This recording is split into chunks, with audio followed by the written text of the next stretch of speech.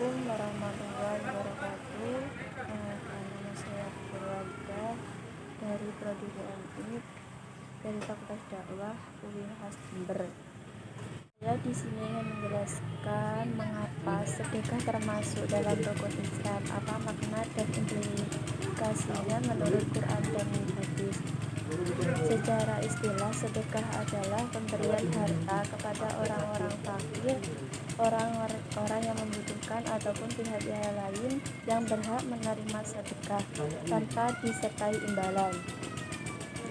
Dalam sebuah hadis yang diriwayatkan dari Abu Mas'ud Al-Badri berkata, Rasulullah SAW bersabda, sesungguhnya seorang muslim itu apabila memberikan nafkah kepada keluarganya dan dia mengharapkan pahala darinya, maka nafkahnya itu sebagai sedekah.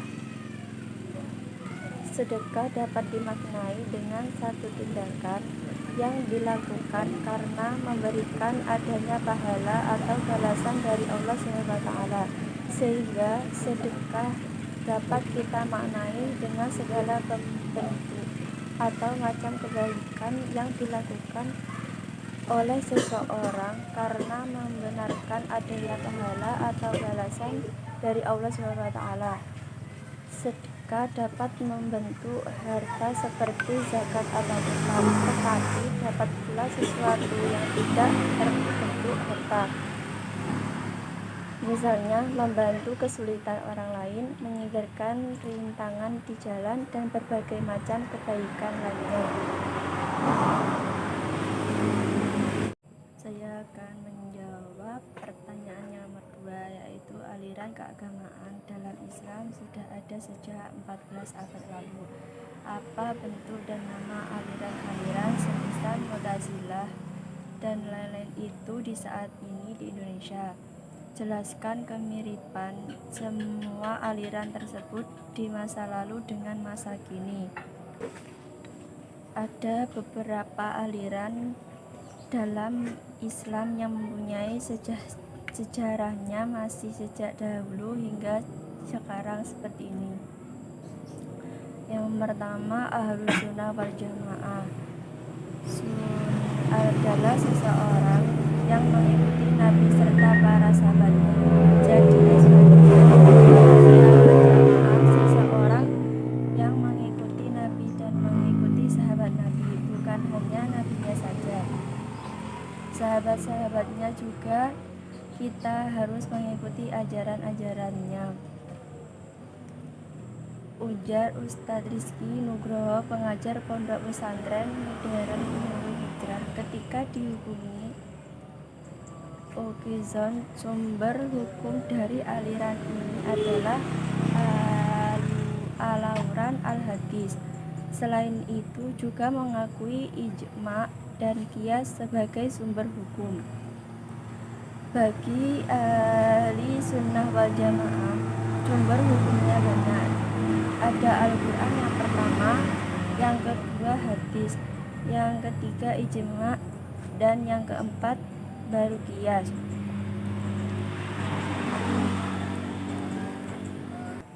Setelah itu aliran Syiah adalah aliran yang mengikuti Khalifah Ali bin Abi Thalib yang mengatakan kepemimpinan baik.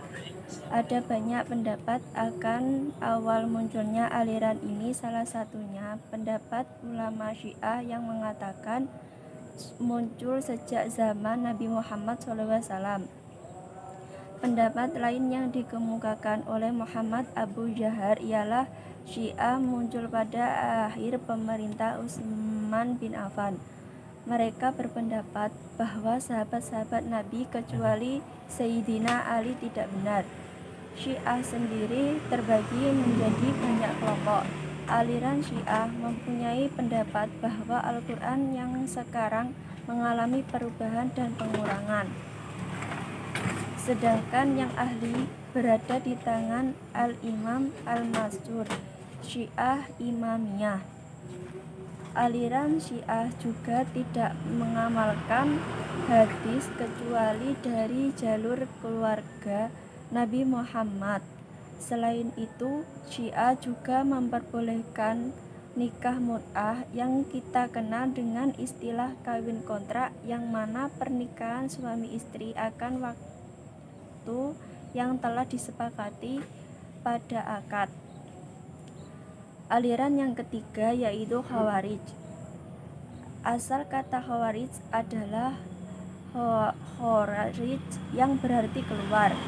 Pada sejarahnya, aliran Khawarij seperti yang ditulis di atas merupakan aliran yang tidak setuju dengan adanya perdamaian antara Sayyidina Ali bin Abi Thalib dengan Muawiyah saat perang Siffin.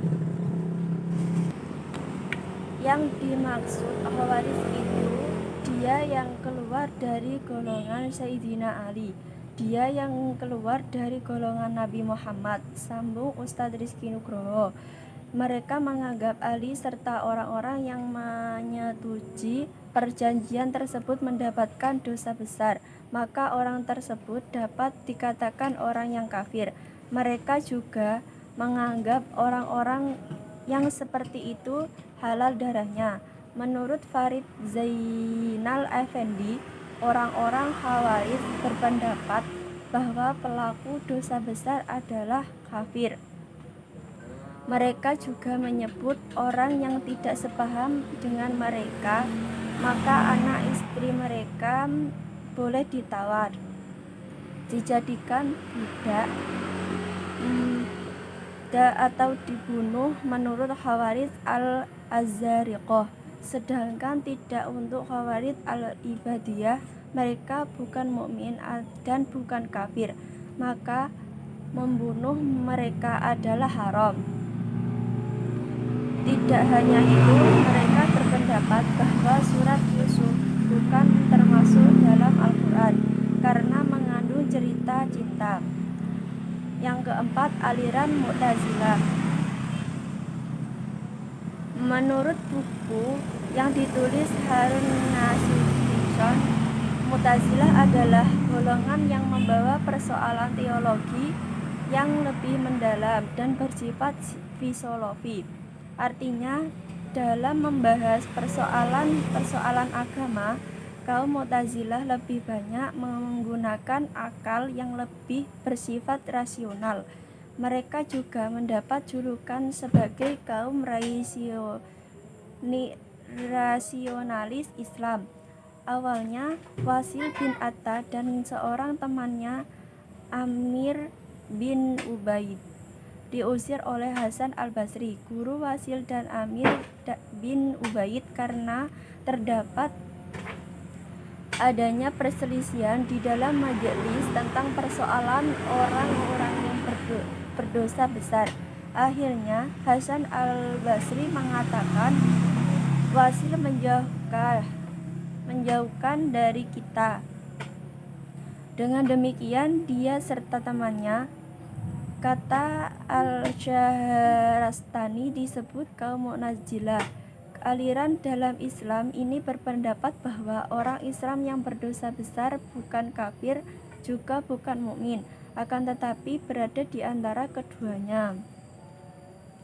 Mereka hanya mengakui Isra Rasulullah ke Baitul Maqdis, tetapi tidak mengakui Mi'rajnya ke langit. Selain itu, mereka tidak percaya akan azab kubur, malaikat pencatat amal, arsy dan kursi Allah. Selain tidak percaya ada azab kubur, mereka juga tidak percaya dengan adanya mizan, timbangan amal, hisab, penghitungan amal, dan syafaat Nabi di hari kiamat.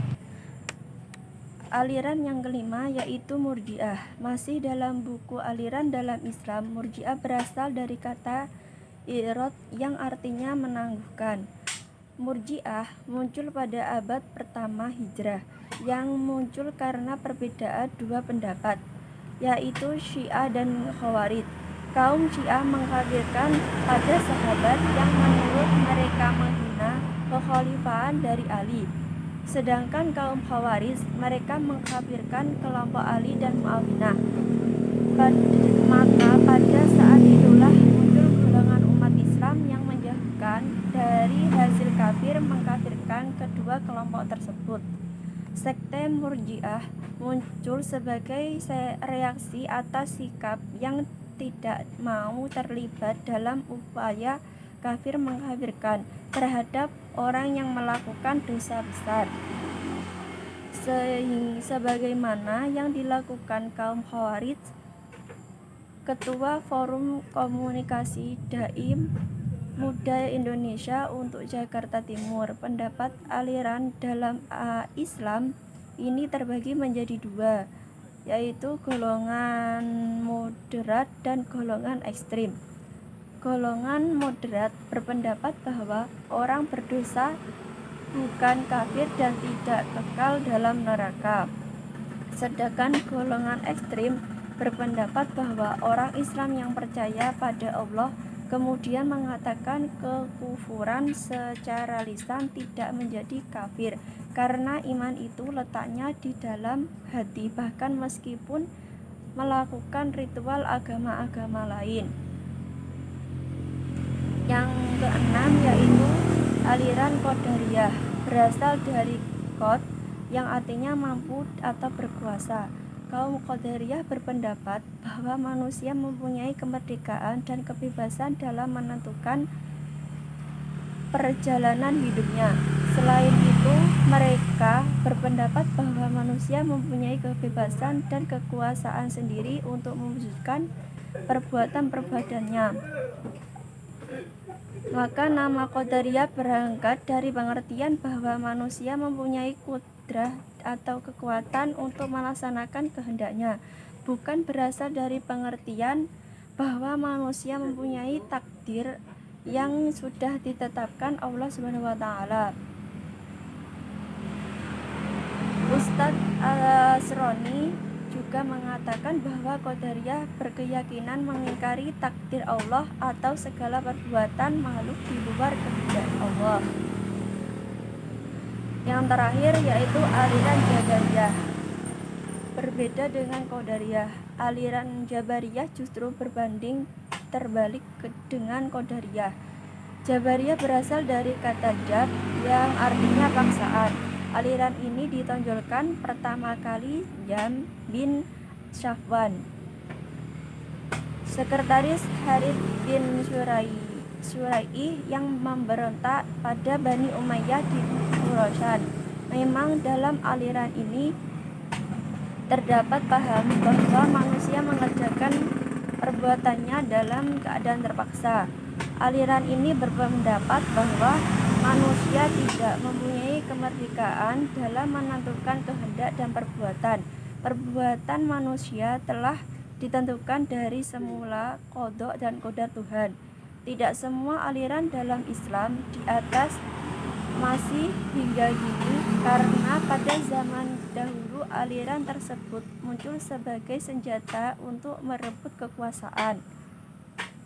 Seperti Khawarij, mereka muncul karena tidak setuju dan kebijakan yang diambil oleh Sayyidina Ali untuk berdamai. Soal yang ketiga yaitu berikan 3 contoh kegiatan yang berkaitan dengan firman Allah yang berbunyi di akhir zaman, maka orang yang menegakkan kebaikan dan kebenaran laksana memegang bara api di kedua tangannya. Menerapkan yaitu menerapkan syariat Islam ini bagai memegang bara api, karena akibatnya akan dikucilkan, belajarkan. Dicap radikal, intoleran, melanggar HAM dan diikuti diskriminasi oleh pihak luar dan dunia internasional yang tidak senang.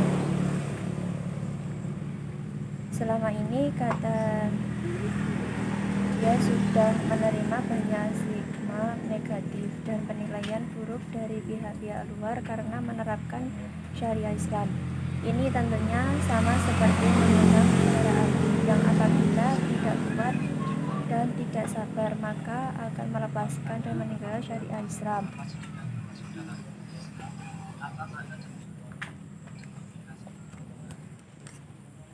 Pada kesempatan tersebut juga menerangkan bahwa agama Islam itu sangat ditakuti oleh kafir.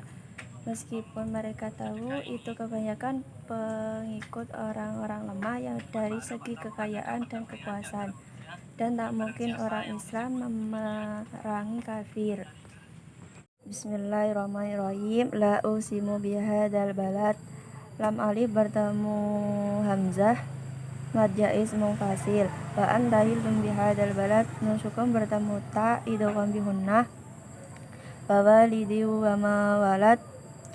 Kasratan bertemu wawu, idgham bihunnah. Laqad khalaqnal insana fi kabad. Ifa akikim ayasabu allam yaqdiru alaihi ahad. Nun sukun bertemu lam, idgham bilahunnah. Yaqulu ahlaktu malan lubada. Fathah tanwin bertemu lam, idgham bilahunnah. Ayasabu allam yarahu ahad. Nun sukun bertemu lam, idgham bilahunnah. Alam naj'al lahu ainain. Mim sukun bertemu nun, idhar syafawi, wa lisanan wa syafatain. Fathah tanwin bertemu wawu, idgham bihunnah. Wa hadainahun najdain. Nun tasdid nun musaddadah. Falak tahamal aqabah. Falak tahama qalqala sugro. Wa ma adra kamal aqabah. Matobi'i. Fakku raqabah. Au it'amu fi yaumin di maswabah. Da kasrah tanwin bertemu da, idhar syafawi. Jadi da makrobah. Fathah yatiman da makrobah, yatiman matobi'i. Au miskinan da matrobah, matobi. Summa kana minal ladina amanu wa tawasaw bil sabri wa tawasaw bil marhamah. Matobi'i. Ulaika ashabun nar. Ulaika mat wajib mutasil. Walladina kafaru bi ayatina hum ashabul masy'amah. Walladina kafaru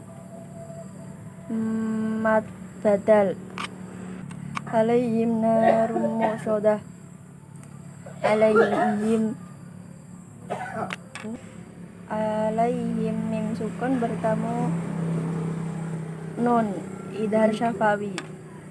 Bismillahirrahmanirrahim. Iqra bismi rabbikal ladzi khalaq. Khalaqal insana min 'alaq. Iqra wa rabbukal akram. Alladzi 'allama bil qalam. 'Allamal insana ma lam ya'lam. Kalla innal insana layatgha ar-ra'ahu istaghna. Inna ila rabbika ruj'a. Ara'aital ladzi yanha 'abdan idza shalla. Ara'aita in kana lal huda aw amara bit taqwa. Ara'aita in kadzdzaba wa tawalla. Alam yasabu anna Allaha yara. Kalla la illa yanbaghi lanasfa'an bin nasiyah. Nasiyatin ghadiratin qadiyah. Falyad'u nadiya sanad'u zabaniyah. Kalla la tuti'hu wasjud waqtarib. Bismillahirrahmanirrahim. Idza samaa'u syaqqat wa adinat li rabbihi wa huqqat. Wa idzal ardu muddat wa alqat ma fiha wa takhallat. Wa adinat li rabbiha wa huqqat. Ya ayyuhal insanu innaka kadihun ila rabbika kadham mulaqah.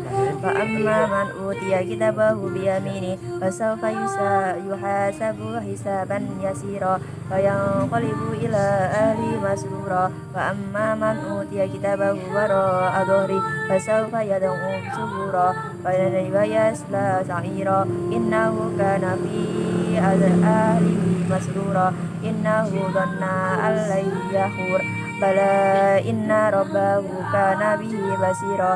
Fala uqsimu bisyafaq wal laili wa ma wasaq wal qamari idza tasaq.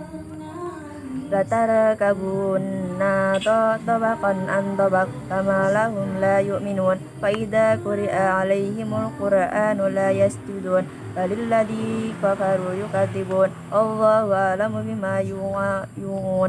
فبشرهم بعذاب أليم إلا الذين آمنوا وعملوا الصالحات لهم أجر ممنون. بسم الله الرحمن الرحيم. أما يتساءلون عن النبأ العظيم الذي هم فيه مختلفون كلا سيعلمون ثم كلا سيعلمون ألم نجعل الأرض مهادا والجبال أودادا وخلقناكم أزواجا وخلقنا نومكم سباتا وجعلنا الليل لباسا وجعلنا النهار معاشا وبنينا فوقكم سبعا شدادا وجعلنا سراجا وهاجا وأنزلنا من المعصرات ماء ثجاجا لنخرج به حبا ونباتا وجنات ألفافا إن يوم الفصل كان ميقاتا يوم ينفخ في الصور فتأتون أفواجا وفتحت السماء فكانت أبوابا وسيرت الجبال فكانت سرابا إن جهنم كانت مرصادا للطاغين مآبا لابسين فيها أحقابا لا يذوقون فيها بردا ولا شرابا إلا حميما وعساقا جزاء وفاقا إنهم كانوا لا يرجون حسابا وكذبوا بآياتي كذابا وكل شيء أحصيناه كتابا فذوقوا فلن نزيدكم إلا عذابا إن للمتقين مفازا حدائق وأعنابا وكواعب أترابا وأكاسا دعاقا لا يسمعون فيها لغوا ولا كذابا جزاء من ربك عطاء حسابا رب السماوات والأرض وما بينهما الرحمن لا يملكون منه خطابا يوم يقوم الروح والملائكة صفا لا يتكلمون إلا من أذن له الرحمن ولا قضى صوابا ذلك اليوم الحق فمن شاء اتخذ إلى ربه مآبا Inna anzalnakum adaban qariban yawma yanzurul mar'u ma qaddamat yadahu wa yaqulul kafiru ya laitani kuntu turaba. Shadaqallahul azim. Bismillahirrahmanirrahim. Allahumma hdini fiman hadait wa afini fiman afait wa tawallani fiman tawallait wa barik li fiman atait wa qini bi rahmatika syarra ma qadait wa innaka taqdi wa la yuqda alait wa innahu la yadhillu man walait wa la yadhillu man alait tabarakta rabbana wa ta'alait alhamdu ala ma qadait astaghfirullah wa atubu ilaik wa sallallahu ala sayyidina Muhammadin bil ummi wa ala alihi wa sahbihi wa baraka wa sallam.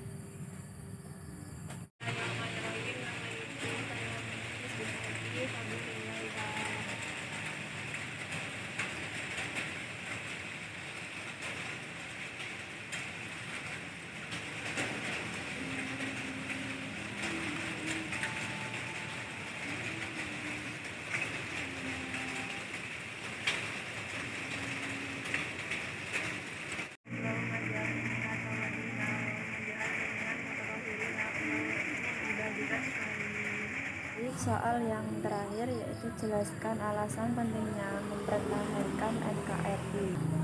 Yaitu yang pertama, menghormati jasa para pahlawan.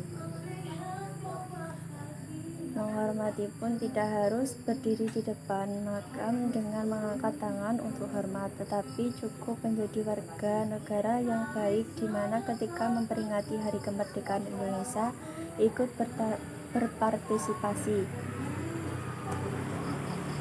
Semua itu sudah merupakan bagian dari rasa menghormati jasa para pahlawan yang kemudian untuk menjaga keutuhan NKRI. Ketika kita menghormati jasa para pahlawan, maka kecintaan kepada tanah air akan terus bertambah, sehingga muncullah rasa untuk menjaga keutuhan NKRI dalam diri. Yang kedua, agar tidak terpecah belah. Negara Indonesia sejak dahulu selalu hidup berdampingan meskipun berbeda-beda, baik dari segi bahasa, suku, agama, budaya, dan adat istiadat. Untuk itu, agar kita bisa menjaga keutuhan NKRI, yaitu melalui sikap toleransi ini, dan jika dilihat kembali sejarah perjuangan dalam memerdekakan Indonesia, pahlawan-pahlawan bukan hanya dari agama Islam, bukan hanya dari agama Kristen, Hindu, Buddha, dan lain sebagainya. Namun pahlawan-pahlawan kita lahir dari berbagai macam agama, suku, bahasa, adat istiadat, tetapi hal ini tidak menjadi penghalang untuk menyatukan mereka. Justru dari perbedaan inilah mereka bisa bersatu untuk Indonesia, negara tercinta. Yang ketiga, untuk menunjukkan jati diri bangsa Indonesia.